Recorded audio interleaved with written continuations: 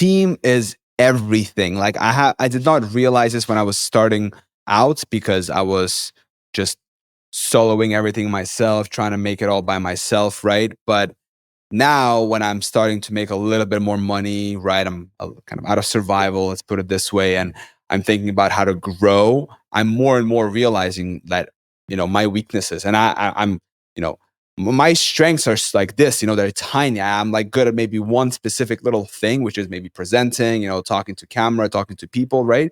But then everything else, like I suck at it, right? Yeah. So I need to have, and then if you want to be the best, you need to surround yourself with the best people. So that's what I want to get to as well. Just be able to afford the best people, sell them on the vision, have some kind of a big vision in mind. And Yeah, but like it's actually pretty easy to start off with. Like you can literally hire any freelancer for like a couple $100, and if you don't like them, you can fire them and you can find a new one. Like it has never been easier, basically. Yeah, but I'm not talking about hiring freelancer a couple of $100. I'm talking about like getting someone, meeting them in person, and then just someone who can follow you around, someone who you work with together, right? Like deeply personal, like yeah.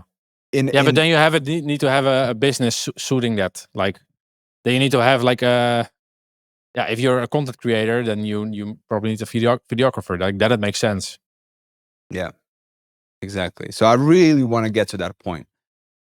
I really would love to get to that point where George Unscripted, yes, or like when creating lifestyle content that fuels your business. How cool is that?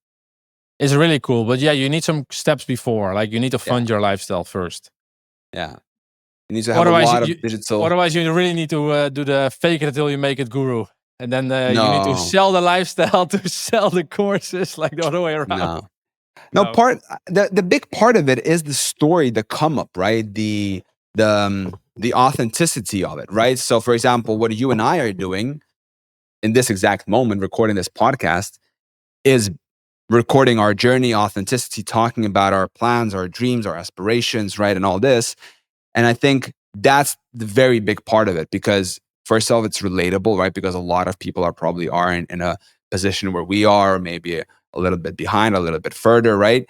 But the thing is about you and me is that we're moving constantly. We're working towards something like a brighter future, let's put it this way, right? So as we get better, we can always look back at our journey, at our episodes that we've recorded together, and we can be like, damn, man, we were so bad. Yeah, of course. That's the normal cycle. Yeah. Like if you would try to do everything perfect in the beginning, then you're never gonna start. So